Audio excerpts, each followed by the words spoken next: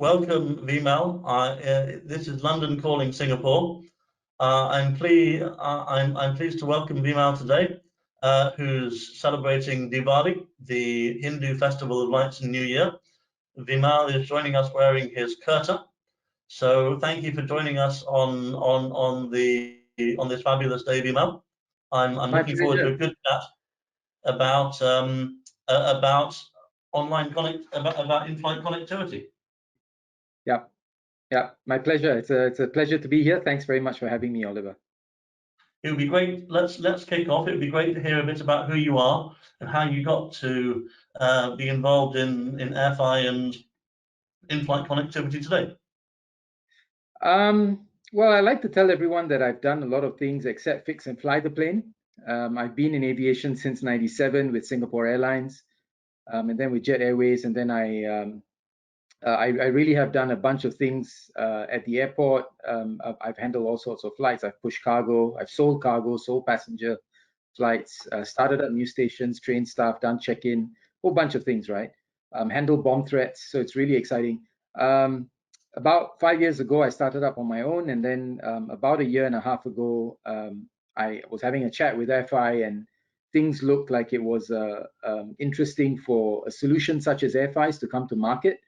I sincerely believe actually that it's time airlines actually start to look at redefining what in-flight entertainment, in-flight passenger experience, and in-flight connectivity needs to be.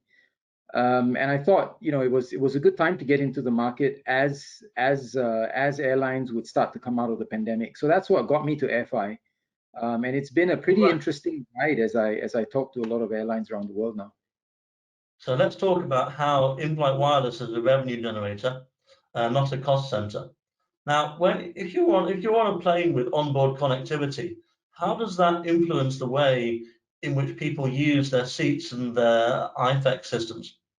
So Oliver, I'm going to interrupt here. Why don't we play the video first? Because Vimal had a video that kind of like shows what they do. I think it might be a good talking point. So why don't we? My apologies. Let's immediately show the value video, and then we can find out all about it.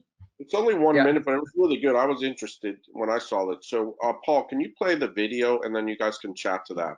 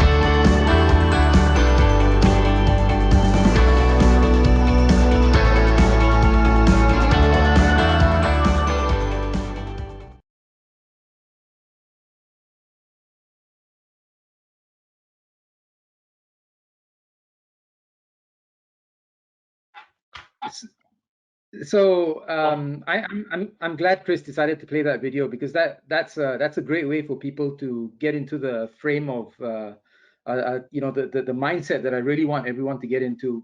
Now, Oliver, you asked me about how does connectivity influence the way people use their seats and IFEX systems. Look, I think we've all been flying for what, 50, 60, 70, 80 years now. We understand what the seats are. We pretty much understand that we get into an aircraft, we sit down, we turn on the TV and we watch something, and if there's no TV, we groan silently and and hope that the flight passes fairly painlessly.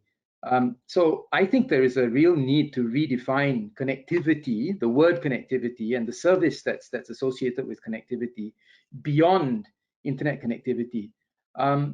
Today, internet connectivity is largely the preserve of the big super carriers, the carriers that make loads of money. And the vast majority of airlines around the world and the narrow body aircraft around the world today do not have the ability to connect via satellite and offer the kind of connectivity that most normal people are used to on ground. We all love our devices. We love our laptops, our tablets, our iPads, and our phones. And we love exploring, consuming content, buying, retailing, playing, communicating. And that needs to be the new definition of connectivity in flight. So we at AirFi actually firmly believe that every passenger should be empowered in flight to do all the things that they want to do on ground, even without full internet connectivity in the aircraft. So we like to call this the mall in the sky concept. And that, if you think of what it is, when you go to a mall, you basically have access to a bunch of products, services, entertainment, and so on. Within that ecosystem or within that space that you're in. So when everybody starts talking about passenger experience, airlines, in my opinion, have it sort of the other way around. They're putting the cart before the horse.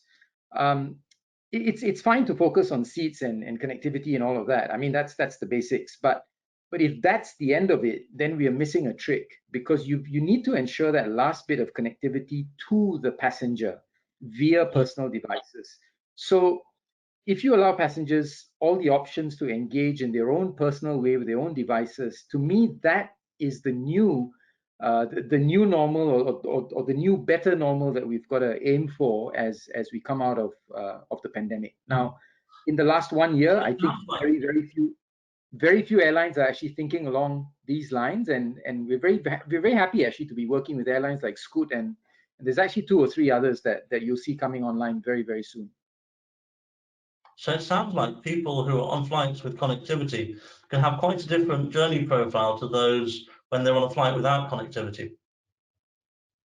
Absolutely. I think, we all would like to educate ourselves, entertain ourselves. We like to do everything. The flip side of convenience, Oliver, is anytime, anywhere, when I want it, right? And if you think about traditional IFE systems, traditional connectivity systems that charge you a lot of money to get online and then don't give you the streaming experience or the browsing experience that's promised, they're not typically anytime, anywhere, and anyhow, right? And that's where I think the thinking and the mindset for airlines have to change. Now, does this mean that whatever I'm saying is only valid for low-cost carriers? No, I'm actually talking to a lot of full-service carriers that have embedded screens, and I'm trying to tell them that you can continue to have the embedded screens if you want. I mean, you can't exactly get rid of your aircraft, you can't get rid of the screens, but you need to start thinking about second screens or third screens as it may be, because you're now empowering a whole different level of connectivity to your passenger. And all of this technology, all of this application, all of this usage must generate some data that's really helpful for airlines. So what sort of data is generated, and how can airlines use this to generate new products and services? Yeah, so I think what you see on your screen here is going to be a sample of some of the data that we collect through the AirFi platform that we have on our customers. And as I'm talking, the screens will cycle through, and you'll be able to see that we are able to generate really a rich content data set that is really focused on the passengers and the crew. And because passengers use their own devices, we actually can track what they look at, what they abandon, what they click on, how long they dwell on something, and so on and so forth. And this vast amount of passenger and crew data is something that we call AirFilytics. Now, behavioral data, transactional data, browsing data, all of this is actually intent. It's buying intent, or it's intent to purchase. And actually even the opposite of intent to purchase, i.e., what have I looked at and what have I moved on from, what have I abandoned, what have I put in my cart but not bought. These are all these will all enable airlines to actually decide what product to serve, what product not to serve, what to take on, what to try, and so on and so forth. Now, the logical extension to all of this, Oliver, is enabling pre-orders, right? I mean, that's what when you have the data, put in the systems to enable pre-orders. And something that we talk about a lot nowadays is in-seat ordering. So that simply means that you and I, sitting as passengers in the aircraft, can use our devices, and we can actually call the crew. We can actually order what we would like, meals that we would like, services that we would like, and the crew's role has now flipped. So we're flipping the in-flight service model, where instead of pushing carts down the aisle, the crew's job is now to really interact with passengers that are asking for services and to deliver those services and products to them. Now, and what really excites me about this, I was just going to finish your point, Oliver. You can really only do this when you have personal devices. You can't do it through the IFE screens because the technology just isn't there. Yeah. What really excites me from the service development perspective is that as we start to acquire this type of data, it's going to turn on its head some of the traditional views about how the service should be delivered. So, for example, on a flight from London to New York, 1 hour and a half before landing, there will always be the second service. But actually, when you start looking at the data of how people use these applications, you might start to say that there are some flights where the second service actually needs to begin not 1 hour and a half ahead, but 2.5 hours ahead or 3 hours ahead, because people are ready for it. And that sort of agility will be enabled, and it can be communicated to the crew in the galley in real time. Absolutely, because now you are enabling passengers to actually ask and request for what they would like. Conceivably, passengers would say, look, I don't really want to wait for you to open up the galley. I want to tell you in advance that I want to have it now, or and that's exactly where you're heading to. This is, you've talked through the last 3 days, Oliver. What I love about what you've said all the time is that you always talk about delivering value back to passengers, and this is exactly value. When you give passengers what they want, you need to just empower them to do so, and that's what we're talking about. And so what's great here is that we're kind of making sure that we move away from some of the perspectives in the past that haven't delivered value. I was on a flight from Barcelona to Hong Kong once, and in order to watch a movie, I had to sit through a full 15 minutes of ads before the movie, and then when I wanted to watch a second movie 3 hours later, I had to watch the same 15 minutes of ads. So how are we going to avoid giving passengers a bad advertising experience? How can the ads, which are going to generate sponsorship revenue for the airline, how can they be made more user friendly using the AirFi technology and the source of data it generates? Yeah, so that's a very good question. I'm actually not convinced that there's anything. I'm not convinced there's such a thing as a good ad experience. But jokes aside, and my personal preferences aside, I think advertising is really only useful if it's relevant, and relevance simply means that whatever is advertised is something that I want or I need, and it offers me value, right? And it offers me an opportunity to now get it or do something about it. Value, of course, can be seen in terms of price, convenience, or solutions. It solves the problem. So if you ask me, how are airlines going to avoid passengers giving, how are airlines going to give passengers a good ad experience? I think they've got to answer, the first question they've got to answer is, what advertising is going to be relevant to the passengers?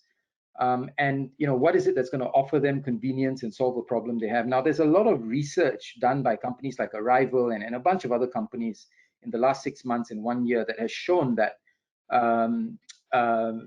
passengers are, the time to booking, or the booking window to many tours and activities, for example, has shrunk, right? 80% of people book tours and activities within 24 hours of being there. In other words, they're probably in destination. Now, that's a clear opportunities, right? And yet, what you have, as you said, on your flight from Barcelona to Hong Kong, is you're seeing 15 minutes of ads which are irrelevant to you. You can't do anything about it. Even if you love Hong Kong and you love the restaurant that they're advertising, you can't make a booking.